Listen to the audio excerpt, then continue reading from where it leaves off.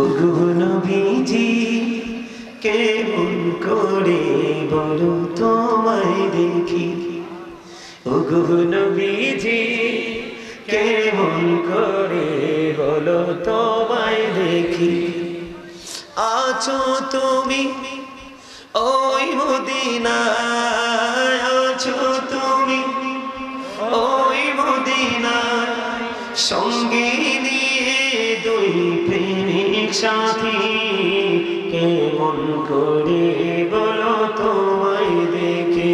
বলেন ওগো নবীজি কেমন করে বলুন তোমায় দেখি। দেখার আশা আমার মনে পুষে রেখেছি আপন করে। বলেন দেখার আশা আমার মনে পুষে রেখেছি যতন করে। পাই যদি গো নবী তোমার দিদার, সেই দোল হবে মোর দুটি আঁখি, কেমন করে বলো তোমায় দেখি। বলেন ওগো নবীজি কেমন করে বলো তোমায় দেখি। মারহাবা, আরো জোরে বলেন না মারহাবা। নবীজিকে দেখতে চান কি চান না? নবীজিকে দেখতে চাইলে নবীর আদর্শকে কি করতে হবে? শক্ত করে ধরতে হবে। ধরে রাখলেই চলবে না, বাস্তব জীবনে কন্টিনিউয়াসলি কি করতে হবে? বাস্তবায়ন করতে হবে। আল্লাহ আমাদের সকলকে কবুল করে নিক। সকলে বলেন আমিন। আরো জোরে বলেন আমিন। এই হলো বাস্তবতা। আরো কিছু বাস্তব সত্য কথা আপনাদেরকে বলা দরকার, যেটা হয়তো আপনাদের অনেকেরই অজানা। বন্ধুরে আমার, এখনকার মানুষ বেশি বেশি সুস্থ না অসুস্থ? আরো জোরে বলেন। আল্লাহর হাবিব হাদিস শরীফের মধ্যে এসেছে, তিনি বলে দিয়েছেন বন্ধু, আপনার আমার প্রাণের নবীজি প্রায় সময় বন্ধু সকালবেলা মা খাতুনে জান্নাত ফাতেমার ঘরের দরজায় চলে যেতেন। মা ফাতেমাকে ডেকে ডেকে বলতেন, মা মা গো, ফজরের নামাজ পড়ে আর ঘুমায়েন না। ফজরের নামাজের পরে আপনি একটু রিজিকের তালাশ করেন। সুবহানাল্লাহ বলেন। কারণ আল্লাহর হাবিব বলেছেন, সুবে সাদিক থেকে সূর্যোদয় পর্যন্ত আল্লাহ বান্দার জন্য রিজিক বরাদ্দ দেয়। এখানে সবচেয়ে বড় মজার বিষয় হলো বন্ধু, সবচেয়ে বড় মজার বিষয় হলো আপনারা আমার প্রাণের নবী দিয়েছেন, তোমরা সকালবেলা যখন ফজরের নামাজ পড়তে ওঠো, ফজরের নামাজ ওঠার পরে আর ফজর পড়ে তোমরা আর ঘুমাইও না, সকালবেলা আর ঘুমিও না। সকাল যখন হয়ে যাবে বন্ধু, ফজরের নামাজ পড়ে দেখবা সকালে ফার্স্ট টাইমে পূর্ব দিকে সূর্য উঠে যায়। তোমরা বন্ধু সূর্যের আলোটা তোমার শরীরে লাগিয়ে দাও, তোমার শরীরের জন্য ভিটামিন ডি বন্ধু তোমার বডিতে ঢুকে যাবে। সুবহানাল্লাহ বলেন না? আর জোরে বলেন। আর আল্লাহর হাবিব আরো বলে দিয়েছেন, মধ্যবর্তী নামাজের প্রতি তোমরা গুরুত্ব দাও, অত্যন্ত সেনসিটিভ ভাবে মধ্যবর্তী নামাজ পড়ো। সেটা হলো বন্ধু তাহাজ্জুদের নামাজ। রাতের কিছু অংশ সময় ঘুমিয়ে ওঠার পরে যে নামাজটা পড়া হয়, এটা হলো মধ্যবর্তী নামাজ এবং তাহাজ্জুদের নামাজ। কাল হাসরের দিন আহ্বানকারী আহ্বান করতে থাকবে, কে রে ও বন্ধু পৃথিবীর বুকে মধ্যবর্তী নামাজ পড়েছো, মধ্যবর্তী নামাজ পড়েছো। হাদিস শরীফের মধ্যে এসেছে বন্ধু, দাঁড়াবে অল্প কিছু মানুষ, ও বন্ধু অল্প কিছু মানুষ দাঁড়ানোর পরে অর্ডার চলে আসবে, তোমরা বিনা হিসাবে চলে যাও জান্নাতে। মধ্যবর্তী নামাজ পড়ার পরে বন্ধু আপনার সুস্থ থাকার প্রথম যে শুরুটা হলো এটা ফজরের নামাজ দিন। যে ব্যক্তি বেশি বেশি করে তাহাজ্জুদের নামাজ মধ্যবর্তী নামাজ পড়বে, পড়তে পড়তে পড়তে পড়তে তার শারীরিক অসুস্থতা দূর হয়ে যাবে, দিন দিন তার মধ্যে সুস্থতা বেড়ে যাবে। জোরে জোরে বলেন না সুবহানাল্লাহ। আর জোরে বলেন না সুবহানাল্লাহ। আমলের পাশাপাশি বন্ধু সুস্থ থাকার জন্য আমাদেরকে আরেকটা কাজ করতে হয়। আমলের পাশাপাশি সুস্থ থাকার জন্য আমাদেরকে আরেকটা কাজ করতে হয়, সেই কাজটা হলো বন্ধু খাবার। সেই কাজটা কি খেয়াল করবেন আমি কি বলি? সেই কাজটা হলো খাবার। আল্লাহর হাবিব বলে দিয়েছেন, তোমরা যদি সুস্থ থাকতে চাও তাহলে বেশি বেশি করে তোমরা খেজুর খাও। আপনার আমার প্রাণের নবী বলে দিয়েছেন বেশি বেশি করে তোমরা খেজুর খাও, জমজমের পানি খাও, তোমরা বেশি বেশি করে বন্ধু জৈতুনের তেল ইউজ করো। জৈতুনের তেল খাওয়া যায়, ইউজ করা যায়। আল্লাহর হাবিব আরো জানিয়ে দিয়েছেন বেশি বেশি করে তোমরা খেজুর খাও, জমজমের পানি খাও, জৈতুনের তেল খাও, মধু খাও। একবারে বাসা থেকে ভাঙা যে মধু, এখনকার যে কৃত্রিম পদ্ধতিতে মধু বানানো হয় ওইটা নয়। আমি আপনাদেরকে একটুখানি বলে দেই বন্ধু, এখনকার মধুর কোনো কার্যকারী কোনো ভূমিকা নেই। তার কারণ হলো এটা কৃত্রিম ভাবে তৈরি করা হয়। আর মৌমাছি গুনগুন করে, আপনারা জানেন কিনা জানি না, মৌমাছি যখন বন্ধু মৌচাকে বসতে যায়, দেখবেন স্থান যখন পরিবর্তন করে গুনগুন শব্দ শোনা যায়। তাদের মধুর এত পাওয়ার কেন? এই মধুটা আল্লাহর হাবিব বলে দিয়েছেন, হাদিস শরীফের মধ্যে এসেছে এক মাসে 2 থেকে 3 দিন কোন মানুষ যদি 2 থেকে 3 ফোঁটা মধু 3 দিন, মাত্র 3 দিন খালি পেটে খেতে পারে, আল্লাহর নবী সরকারে মদিনা তিনি বলে দিয়েছেন কোন দিন সে বড় ধরনের কোন রোগ আক্রান্ত হবে না। এই মধুর এত পাওয়ার কেন বন্ধু? মৌমাছির যে গুনগুন শব্দ শোনা যায়, এটা মূলত গুনগুন শব্দ নয়। ওই মৌচাকে মৌমাছির জবানে যে গুনগুন শব্দ থাকে, সেটা হলো আপনার আমার প্রাণের নবীর দুলুদ। জোরে বলেন না সুবহানাল্লাহ। এই জন্য আপনারা এবার আসেন, বলে হুজুর এগুলো তো উন্নত মানের খাবার, জমজমের পানি চাইলেও সারা জীবন খাওয়া সম্ভব না। বাংলাদেশের মানুষের জন্য যেই দাম, বাংলাদেশে খেজুর খাওয়া সম্ভব না, জৈতুনের তেল বাংলাদেশের মানুষের জন্য সম্ভব না, মধুটাও প্রতিদিন খাওয়া সম্ভব না, যদিও কালিজিরাটা মোটামুটি খাওয়াটা সম্ভব। ধরেন এগুলো আমরা খেতে পারবো না, কিন্তু সুস্থ থাকতে চাই। আল্লাহর হাবিব আবার বলে দিয়েছেন, আমার দিকে তাকানো বন্ধু, সুস্থ থাকার জন্য তোমরা কি করবে? বাস্তবতা, সুস্থ থাকার জন্য তোমরা আরেকটা কাজ করবা। এই বর্তমানে এখন যেই দেশের নাম ইরান, এই দেশের একটা সময় নাম ছিল পারস্য। গভীরভাবে খেয়াল করেন বন্ধু, অত্যন্ত গুরুত্বপূর্ণ সাজেশন বন্ধু, আমি আপনাদেরকে সাজেস্ট করতেছি, একটু গুরুত্ব দিয়ে শুনবেন। এই বর্তমানে যেই দেশের নাম ইরান, এই দেশের নাম একটা সময় ছিল বন্ধু পারস্য। এই পারস্য থেকে একজন চিকিৎসক 2 বছর পর্যন্ত আরব দেশের মধ্যে চলে আসলো। 2 বছর তিনি বিচরণ করলেন। 2 বছর বিচরণ করার পরে 2 বছর বিচরণ করতে করতে তিনি 2 বছর যখন শেষ হয়ে গেল, তিনি একটা মানুষও পেলেন না অসুস্থ ট্রিটমেন্ট করার জন্য। 2 বছর পরে আপনার আমার প্রাণের নবীর কাছে চলে গেলেন, যে বললেন ইয়া রাসূলুল্লাহ, নবী গো, আপনার এই দেশে আমি 2 বছর কাটিয়েছি, আমি একজন ডক্টর, আমি একজন চিকিৎসক, 2 বছর আমি আপনার এই দেশে কাটিয়েছি, কিন্তু আমি একটা অসুস্থ মানুষও পাই না। আপনার কি রাগ হয়? আমার কাছে ভালো লাগতেছে, অনেক ভালো লাগতেছে। ভালো লাগে? কার কার ভালো লাগে হাত তুলেন। ওমা দুইটা আমরা দুটোটা তুলতে হইব। মারহাবা। এটি হচ্ছে কি জানেননি? এটি হচ্ছে যে জাস্ট এক্সারসাইজ। কি?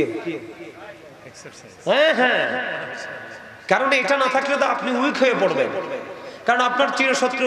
আমরা যেই মৌচাকে বসেছি মৌমাছি হয়ে, এটা কিন্তু তাদের ভালো।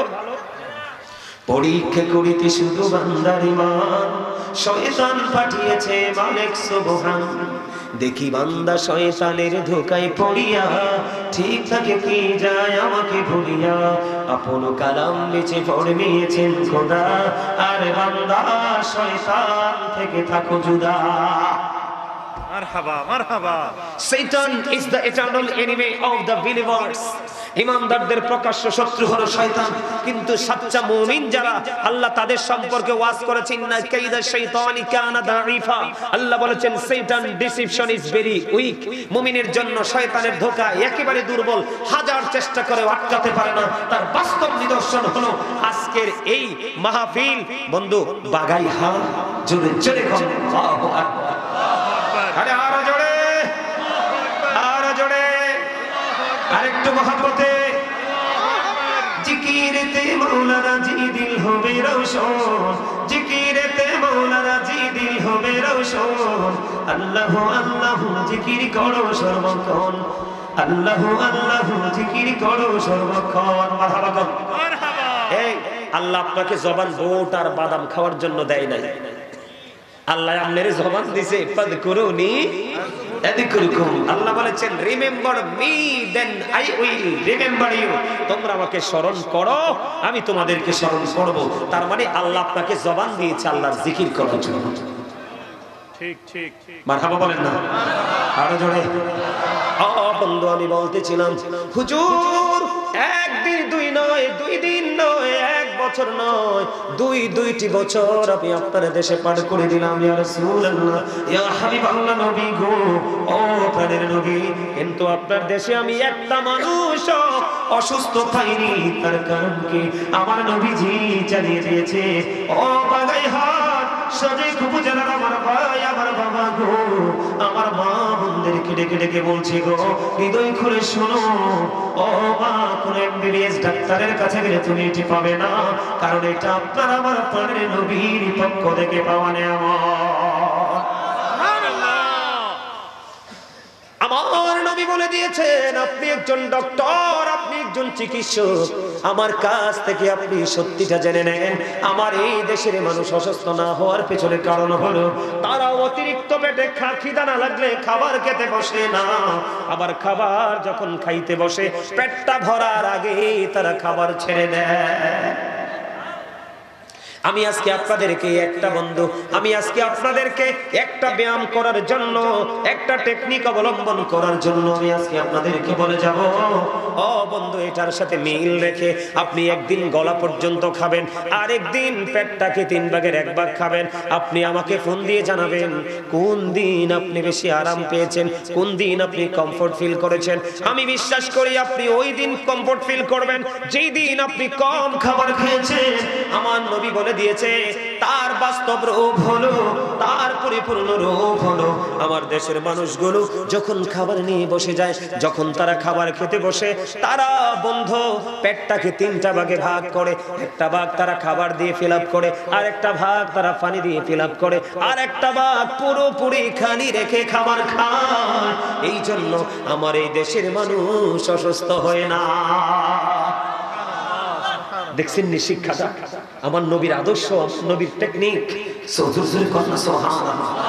এই জন্য আমি প্রায় ওয়াজে বলি বিজ্ঞানীদের বিজ্ঞানী নবীজি, এমন দয়াল নবী আর হাইবানি, এমন দয়াল নবী খুঁজা হাইবানি। বিজ্ঞানীদের বিজ্ঞানী নবীজি, বলেন বিজ্ঞানীদের বিজ্ঞানী নবীজি, এমন দয়াল নবী আর হাইবানি, এমন দয়াল নবী খুঁজা হাইবানি। বিজ্ঞানীদের বিজ্ঞানী নবীজি, বিজ্ঞানীরা রকের যোগে চাঁদের দেশে যায়, নবী রকের ছাড়া মেরাজ শরীফ যায়। আরে ওই যুগে কি রকেট বিমানে গুনছিল নি, বলো ওই যুগে কি রকেট বিমানে গুনছিল নি। বিজ্ঞানীদের বিজ্ঞানী নবীজি, আবু বকর সিদ্দিকের সাথে কামড়াইছে, নবীর থুতু দিওয়ালা হইছে। আবু বকর সিদ্দিকের সাথে কামড়াইছে, নবীর থুতু দিওয়ালা হইছে। আরে সেই যুগে কি উসাব তুমি গুনছিল নি, বলো সেই যুগে কি উসাব তুমি গুনছিল নি। বিজ্ঞানীদের বিজ্ঞানী নবীজি, আগের যুগের মানুষের অসুখ কম হইতো, নবীর কাছে এলে ভালো হয়ে যেত।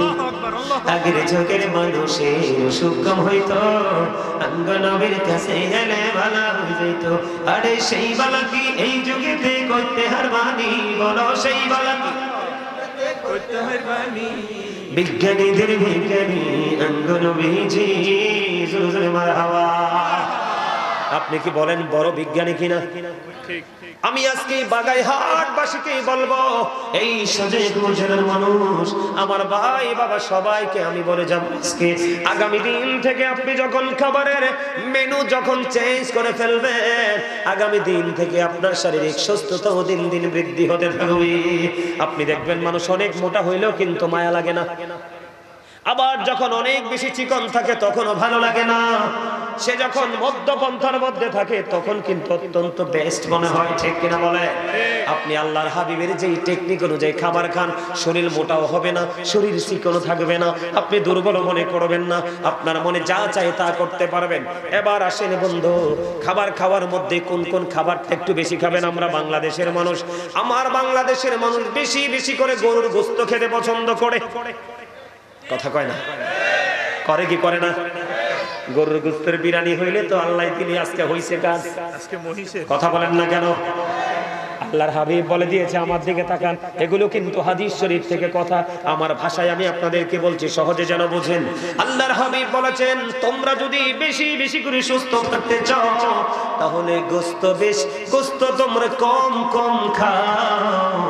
লিভারটা যদি ঠিক থাকে, খেয়াল করবেন, লিভারের যদি পাওয়ার থাকে, এটাকে যদি আপনার খাবার খাওয়ার পরে লিভারের কাজ হচ্ছে আপনার যত খাবার আছে বন্ধু, হলুদ গুঁড়া করেন না, মরিচ গুঁড়া করেন না মেশিনে দিয়া, চাল গুঁড়ো করে পাউডার করে পিঠা বানায় খাই কিনা, আপনি মনে করবেন লিভারটা এক ধরনের ঢেকি।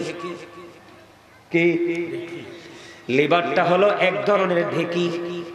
ঢেকিতে বাড়া বানলে যেমন বন্ধু কি হয়ে যায় বন্ধু, মেশিনে দিলে যেমনি করে বন্ধু পাউডার হয়ে যায়। আজকে বলে যে সুস্থ থাকার জন্য প্র্যাকটিক্যাল সাজেশন বন্ধু, শক্ত কোনো খাবার খাবেন না, যদিও খান অনেক বেশি হাঁটাহাঁটি করবেন, দৌড়াদৌড়ি করবেন। আল্লাহর হাবিব বলেছেন, সুস্থ যদি থাকতে চাও তোমরা বেশি বেশি করে হাঁটা চলা খেলাধুলা করো। জোরে জোরে কন্যা সুবহানাল্লাহ। খাবারটা খাওয়ার পরে শুয়ে যাবেন না, খাবারটা খাওয়ার পরে কখনো সাথে সাথে শুইবেন না, মিনিমাম 40টা কদম হাঁটবেন, একটু এক্সারসাইজ করবেন, তারপরে আপনি শোবেন। খাবার খাওয়ার সময় কম খাবেন। আল্লাহর হাবিব বলে দিয়েছেন, গোশত তোমরা কম কম করে খাও, দুধ তোমরা বেশি বেশি করে খাও। যদি কারো পেটি লিভারে যদি কোনো সমস্যা থাকে তাহলে দুধ বেশি খাওয়া যাবে না, কারণ লিভারের সাথে দুধের একটা কঠিন শত্রুতা চলে। আল্লাহর হাবিব বলেছেন, বেশি বেশি করে তোমরা দুধ খাও, কারণ দুধ গাভীর বাটি দুধ চলে আসে আল্লাহর সৃষ্টি সকল সবুজ বৃক্ষ সবুজ ঘাস থেকে। এই জন্য এটা মানুষকে শারীরিকভাবে অনেকটা এনার্জি দেয়। তোমরা কম করে কম কম গোশত খাও, কারণ গোশতের মধ্যে আছে রোগ আর দুধের মধ্যে আছে রোগের শেফা। সুবহানাল্লাহ বলবেন না? আরো জোরে। বন্ধুরে আমার, আমি আপনাদেরকে এক্সাম্পল দিচ্ছি। সুস্থ যদি থাকতে হয় আপনাদেরকে আরেকটা কাজ করতে হবে গুরুত্ব দিয়ে, সেই কাজটা হলো মেসওয়াক। কি রাগ হইছেন? মেসওয়াক করতে হবে বেশি বেশি। আপনাদের ওইদিকে চট্টগ্রাম খুলশীতে খবর শোনেন, আমি একটা প্র্যাকটিক্যালি আপনাদের এই মাহফিলের চাইতে আর অনেক বিশাল প্যান্ডেল সিটির মধ্যে এত বড় প্রোগ্রাম করাটা পসিবল হয় না। তারা প্রোগ্রামটাতে চেয়ার বিছিয়ে দিয়েছিল বন্ধু। আমার আলোচনা শুনতেছি, একজন লোক গভর্নমেন্ট জব করে, তিনি চলে আসলেন। বাসায় ঢোকার পরে তিনি আমার ওয়াজের আওয়াজ পেলেন।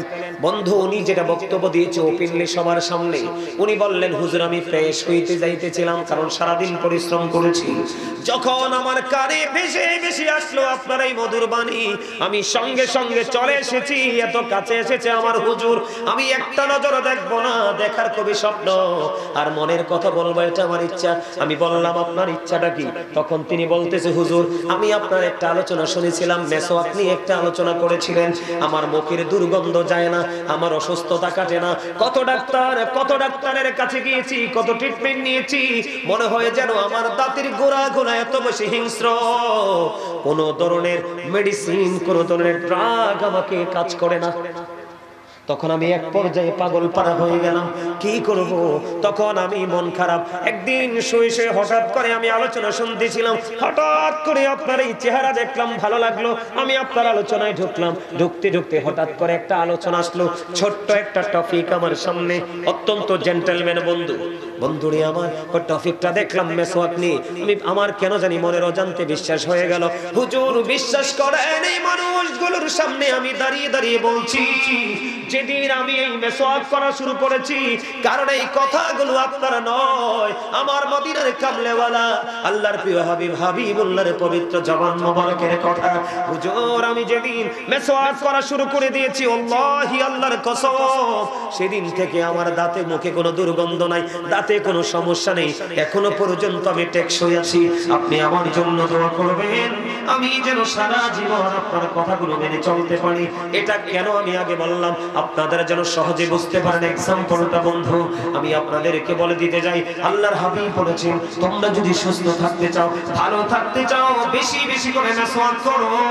দুর্গন্ধ মানুষকে অনেক বেশি অসুস্থ করে দেয়, মেসওয়াক করলে মুখের দুর্গন্ধ চলে যাবে। আল্লাহর হাবিব আরো বলে দিয়েছেন, আমার উম্মতের যদি কষ্ট না হতো, আমার উম্মতের জন্য যদি কাজটা অনেক বেশি ডিফিকাল্ট না হতো, আমি নবী প্রত্যেকটা নামাজের পূর্বে মেসওয়াক করাটা বাধ্যতামূলক করে দিতাম। সুবহানাল্লাহ, সুবহানাল্লাহ। বুঝতে পারছেন? মেসওয়াক করবেন তো? আর জোরে বলেন। আরেকটা মজার খবর হলো, আমরা আমাদের মধ্যে একটা জিনিস কাজ করে, উগ্রতা আছে না নাই? কথা কয় না। উগ্র মানুষ কখন হয়? যখন মানুষের মেজাজ কি হয়ে যায়, খিটখিটে হয়ে যায়, ঠিক কিনা বলেন? তার মানে এক কথায় হট বা গরম মানুষ যখন কি হয়ে যায়, গরম হয়ে যায়। ও বন্ধু, আমরা কেমন নবীর উম্মত পেয়েছি রে, আমরা কেমন নবীর উম্মত হয়েছি, কেমন নবী পেয়েছি। আমার নবীজির প্রত্যেকটা কথা যেন পৃথিবী এবং পৃথিবীর মধ্যে যা কিছু আছে বন্ধু সব কিছুর চাইতে ভারী। জোরে জোরে কন্যা সুবহানাল্লাহ। আমার আপনার প্রাণের নবী বলেছেন, সুস্থ থাকতে হলে খেলার কোনো বিকল্প নেই, তোমরা বেশি বেশি করে খেলবা। আল্লাহর হাবিব বলে দিয়েছেন, তোমরা যদি সুস্থ থাকতে চাও, বেশি বেশি করে তোমরা হাসি খুশি থাকো, একজন আরেকজনের সাথে ওঠা বসা করো, মেলামেশা করো, দুঃখ সুখ শেয়ার করো। বন্ধু, এটা তৈরি হবে কেমন করে? আমি তার সাথে বন্ধুত্ব করতে চাই, কোনোভাবেই কিন্তু আমি তাকে কাছে পাইতে পারি না, তাকে আমার কাছে পাওয়া লাগবে, আমি তার সাথে প্রেমের ডুরি লাগাবো, মানুষটাকে আমি পছন্দ করি। আল্লাহর হাবিব বলে দিয়েছে, লোকটা যদিও অপরিচিত হয়, তুমি তাকে দেখে সালাম দিয়ে দিও। আপনারা দেখবেন, একজন যখন আরেকজনকে সালাম দিয়ে দেয়, দুজনের মধ্যে একটা প্রেমময় বন্ধন তৈরি হয়। তাদের মধ্যে যদিও হিংস্রতা থাকে, এটা তারা ভুলে যায়। সুবহানাল্লাহ বলেন না? আল্লাহর হাবিব বলেছেন, এই জায়গাটাকে যদি আরো বেশি গভীর করতে চাও, তাহলে তোমরা কি করবে? তোমার এলাকায় যদি কোনো মানুষ অসুস্থ হয়, তুমি তাকে সুস্থ, তুমি তাকে দেখতে যাইও। ইয়া রাসূলুল্লাহ, আমার হাতের টাকা খরচ হবে, আমার সময় যাবে, আমার পরিশ্রম হবে, আমি তাকে দেখতে গেলে লাভ হবে কি? হযরত আলী রাদিয়াল্লাহু তাআলা আনহু থেকে হাদিস কানা বর্ণিত। বন্ধু, আল্লাহর হাবিব জানিয়ে দিয়েছে, তুমি যখন কোনো অসুস্থ মানুষকে দেখতে যাবে, একদিক দিয়ে তোমাদের মধ্যে একটা বন্ধন তৈরি হয়ে যাবে, প্রেমময় বন্ধন তৈরি হয়ে যাবে। আমার নবীজি বলে দিয়েছেন, তুমি অসুস্থ লোকটাকে দেখে যতক্ষণ না পর্যন্ত তোমার ঘরে, তোমার গন্তব্যে ফিরে না আসবা, ততক্ষণ পর্যন্ত তুমি যেন জান্নাতি ফল কুড়াইতে থাকলা। আপনি তো রোগী দেখতে যাননি, আল্লাহর হাবিব বলেছে, তুমি তো রোগী দেখতে যাওনি, তুমি মনে হয়ে গিয়েছো জান্নাতি ফল সংগ্রহ করার জন্য। দেখেন না, আপনাদের বিভিন্ন জেলায় আত্মীয় আছে না? কথা কয় না? আসেনি আত্মীয়? যেমন ধরেন এক্সাম্পল কুমিল্লা বলেন, ধরেন আপনার একজন আত্মীয় কুমিল্লা অসুস্থ হয়ে গেল, আপনি সকালে গেলেন, বিকালে তো ফিরে আসা সম্ভব না, অথবা বিকালে গেলেন, রাতে তো ফিরে আসা সম্ভব না। আপনি সকালে গেলেন, বিকালে আসবেন, সন্ধ্যায় গেলেন, পরের দিন সকালে আসবেন। শিফট কিন্তু দুটা। শিফট কয়টা? দুইটা শিফট। বন্ধু দেখেন না, নবীজির যে শিক্ষা, বাস্তবতা কত বড় নিয়ামত। আল্লাহর হাবিব জানিয়ে দিয়েছে, তুমি সকালে গেলা, বিকাল পর্যন্ত অসুস্থ রোগীর বাড়িতেই তুমি রয়ে গেলা, আল্লাহর হাবিব বলে দিয়েছেন, তোমার জন্য ৭০,০০০ ফেরেশতা মাগফিরাত কামনা করতে থাকলো। তুমি সন্ধ্যাবেলা গেলা, সারা রাত রোগীর কাছে রইলা, হাসি খুশি ভাবে সময় দিলা, সকালবেলা রওনা দিলা। আল্লাহর হাবিব বলেছেন, যতক্ষণ না পর্যন্ত ফিরে আসো, ততক্ষণ পর্যন্ত শিফট আকারে আরো ৭০,০০০ ফেরেশতা তোমার জন্য মাগফিরাত কামনা করতে থাকলো। জোরে জোরে সুবহানাল্লাহ। আল্লাহ রাসূল আরো বলেছেন, যখন তোমরা অসুস্থ মানুষ দেখতে যাও, ওখানে গিয়ে তোমরা অসুস্থ রোগীর কাছে দোয়া চাইও, কারণ তিনি তো সাফার করতেছে, ঠিক কিনা বলেন? তিনি অসুস্থ হয়ে আছে, ও বন্ধু ওনার দোয়াটা বেশি বেশি আল্লাহর দরবারে কবুল হয়। অসুস্থ মানুষ দেখতে গেলে তাদের কাছে দোয়া চাইবেন, নবীজি শিক্ষা দিয়েছেন। জোরে জোরে কন্যা সুবহানাল্লাহ। আমার যে মূল বিষয়টা হলো বন্ধনে আবদ্ধ হতে হবে হাসি খুশি থাকতে হলে। আর এই হাসি খুশি মানুষের জীবনকে সুন্দর রাখে, সুস্থ রাখে। সুস্থ জীবনের জন্য হাসি খুশির কোনো বিকল্প নেই। নবীজি বললেন অসুস্থ হলে তাকে দেখতে যাও। কোন মানুষ যদি মারা যায় তার জানাজায় অংশগ্রহণ করো, ডাক দিলে তুমি তার ডাকে সাড়া দাও, তখনই বন্ধন তৈরি হয়ে যাবে। আর বন্ধনের মানি হলো কথোপকথন। ওমা কথা কয় না। একজনের লাগে আরেকজন প্রেম করে কি জন্য? কথা বলার জন্য না? আপনার দুঃখ আমার সাথে শেয়ার করবেন, আমার দুঃখ আপনার সাথে শেয়ার করব, এটাই তো প্রেমের বাস্তবতা, ঠিক কিনা বলেন? আপনাকে গালি দিয়েছে, বকা দিয়েছে, জীবনকে সুন্দর করতে হলে, সুস্থ করতে হলে বন্ধু আরেকটা কাজ করতে হবে। আল্লাহ বলেছেন ইন্নাল্লাহা মা'আস সাবিরিন, আল্লাহ রাব্বুল আলামিন ধৈর্যশীলদের সাথেই আসে। আল্লাহর হাবিব বলেছেন অনেক বেশি তোমাকে ধৈর্যশীল হতে হবে।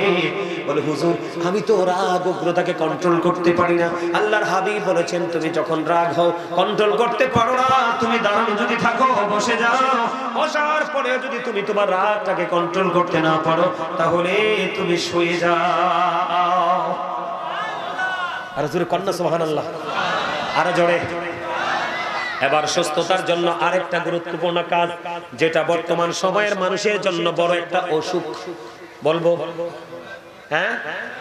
আপনাদের এই বাগাইহাটের ছেলেরা রাত্র 12টা পর্যন্ত মোবাইল টিফিনি, 2টা পর্যন্ত।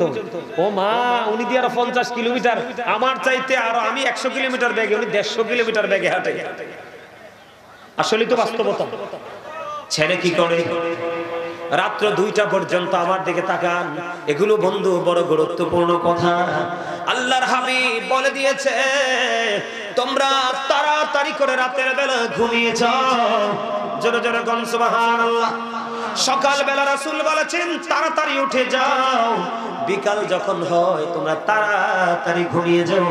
ঘুমকে তোমরা ত্যাগ করে পড়াশোনা বলো, পৃথিবীর যে কোনো কাজ বলো, কোনো কাজে সমনীয় নয়। আল্লাহর হাবিব মাগরিবের নামাজের পরে তিনি খাবার শেষ করে ফেলতেন, এশার নামাজ পড়ে তিনি শুয়ে যেতেন।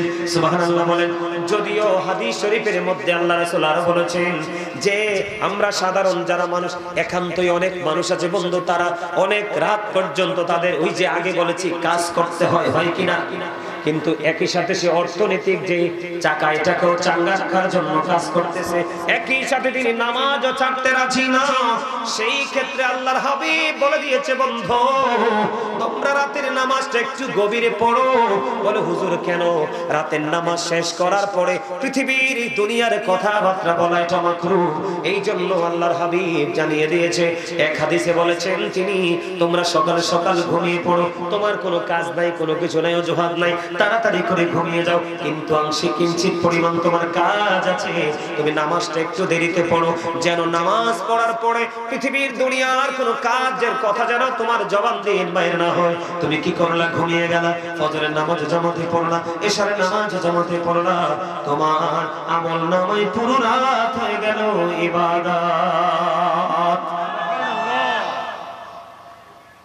কি হয়ে গেল? আরো জোরে বলেন কি হয়ে গেল? বন্ধুরে আমার, সবচেয়ে বড় মজার খবর, আপনাদের এই এলাকায় শীত যখন আসে গাছের পাতা ঝরেনি? কথা বলেন, ঝরতে দেখেননি?